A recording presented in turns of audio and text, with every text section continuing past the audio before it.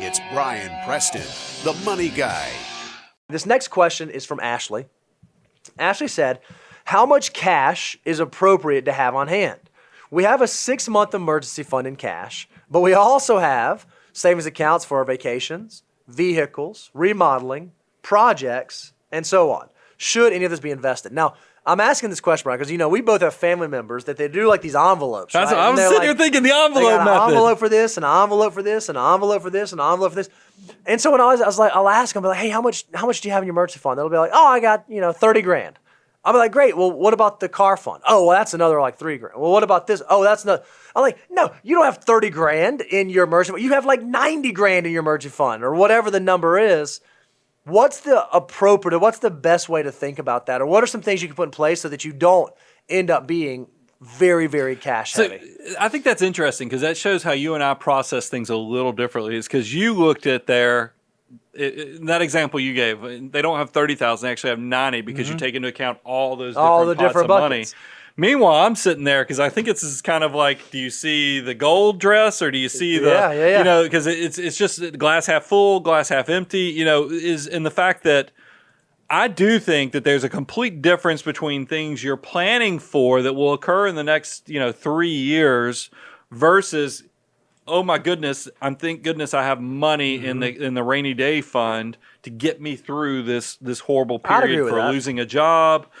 Things that break down because they're completely different. One is a contingency plan money. That's your emergency reserves. The other is these things will happen. Now, look, you are not wrong, though, because a lot of these things that we're planning for, that stuff can pivot very quickly. Sure. And you just say, you know what? Maybe I'm not buying a car. It looks like the sky's falling outside.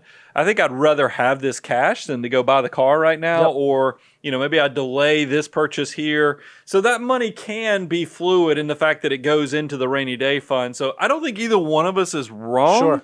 But I think it is something that is very personalized and individualized to the point that I just want to make sure that if something happens to your job, how you pay for your mortgage, how you pay for your debt payments or anything else is coming, you are protected for that 3 to 6 months of period of time. And what determines 3 versus 6 months?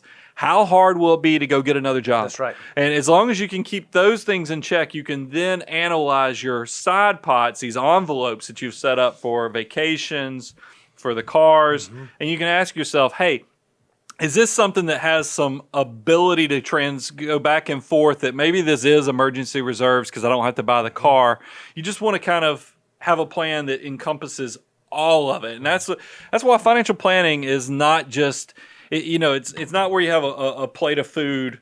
And if you're one of the type of people that you have to eat all your green beans before you can get to mashed potatoes, it doesn't necessarily work that way. Well, financial planning is something where it's more like a casserole in the fact that you're mixing stuff up in a lot of different ways, and you have to take it all into account. Yeah, I don't know if that works. I just made that up on the spot. While we were recording it, I can tell that you're hungry too because it's like right around lunchtime. Because I was sitting there thinking, man, that sounds delicious. I'd like to have a casserole. I'd like to have some green beans. Need that right now. I get it. Oh, that's hilarious.